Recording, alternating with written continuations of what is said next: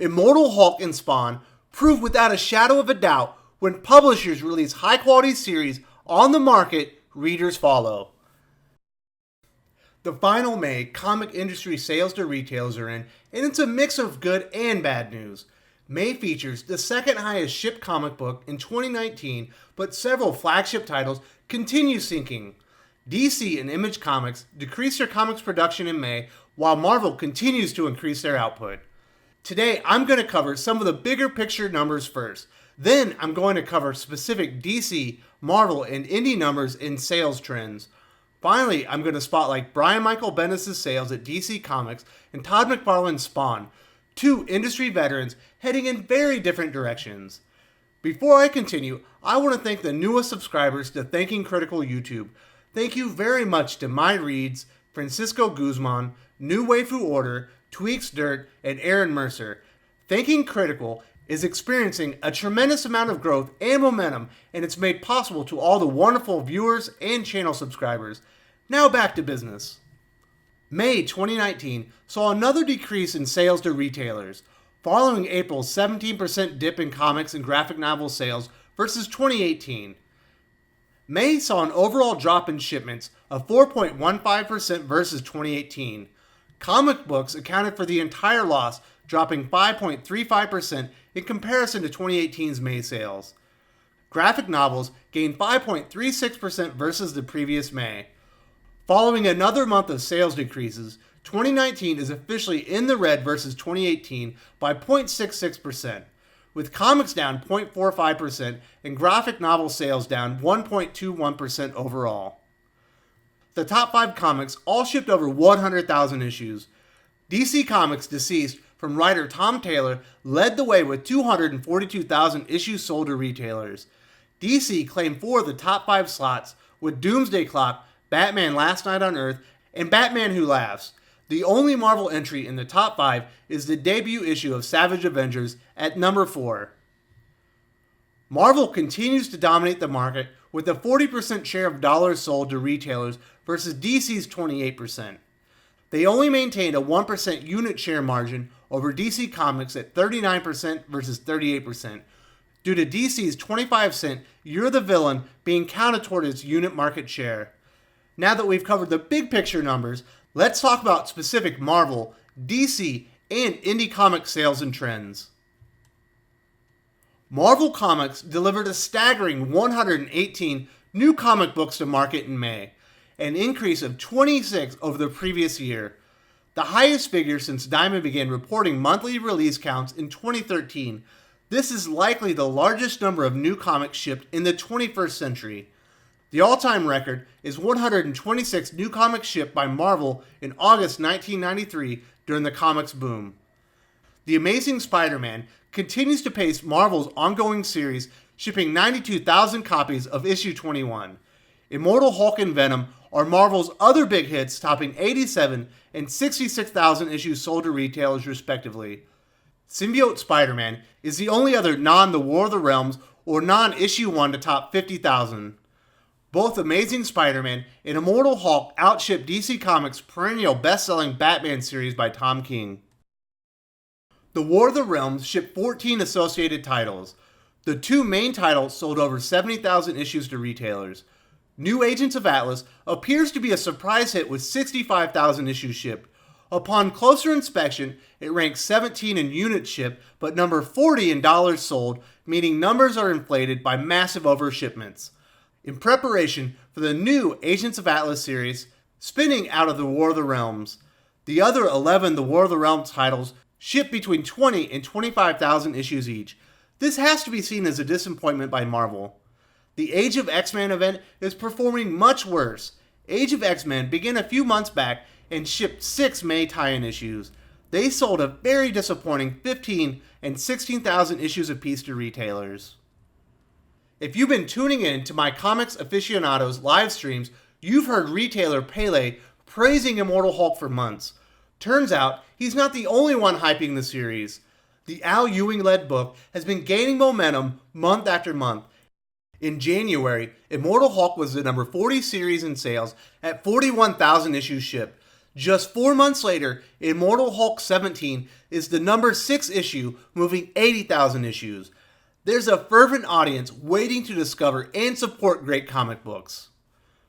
DC Comics sales increased 5% in comparison to May 2018, despite shipping 14 less titles.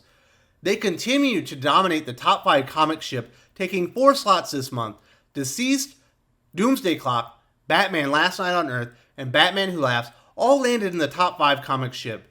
DCeased is the second biggest seller of the year so far. Noticeably absent from the top 5 is Tom King's Batman.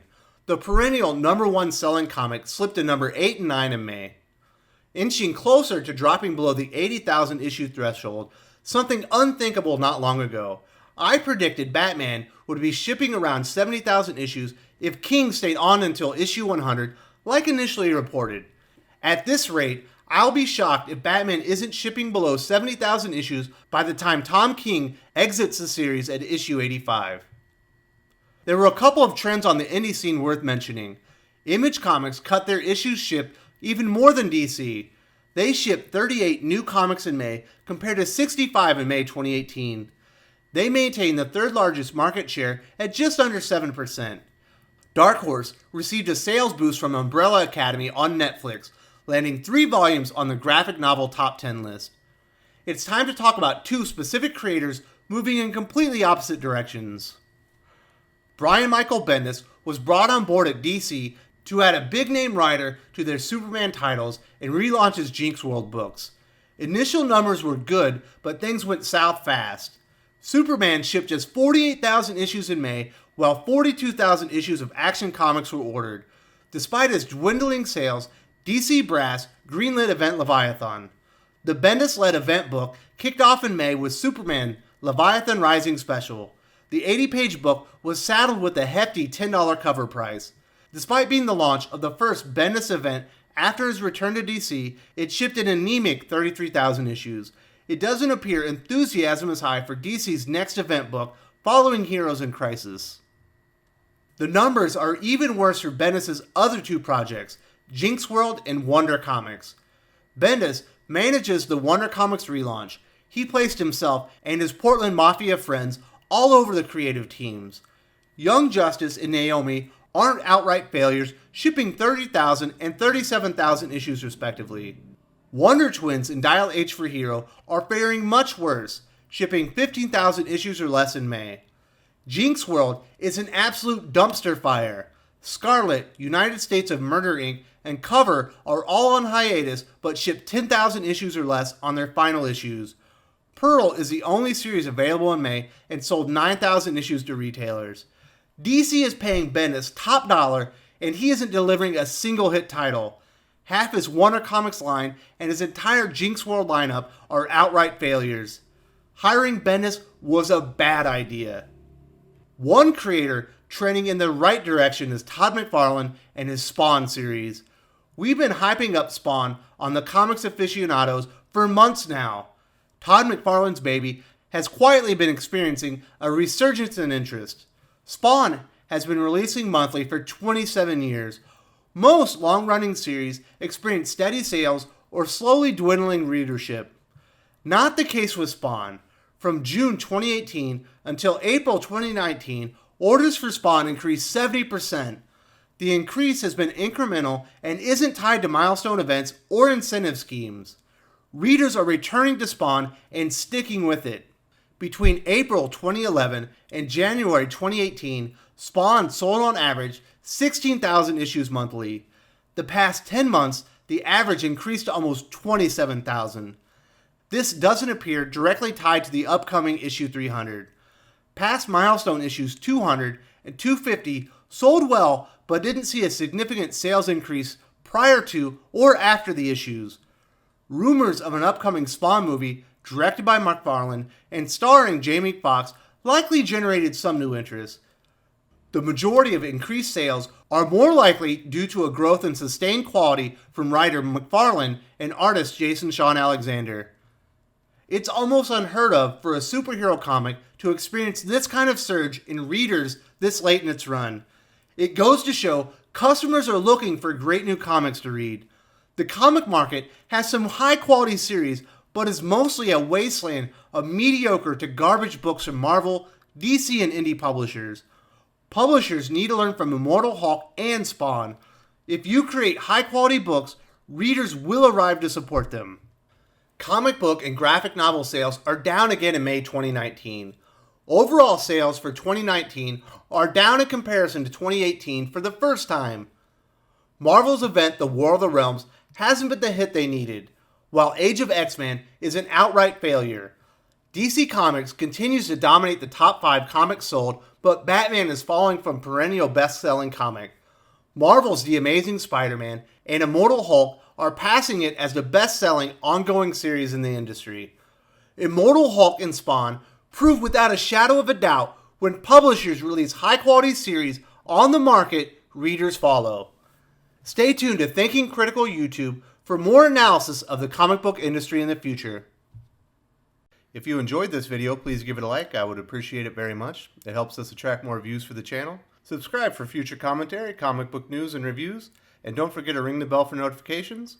If you want to talk comics, movies, and much, much more, you can follow me on Twitter at Wes_from_TC. With that, Salamat Po, and I'm out.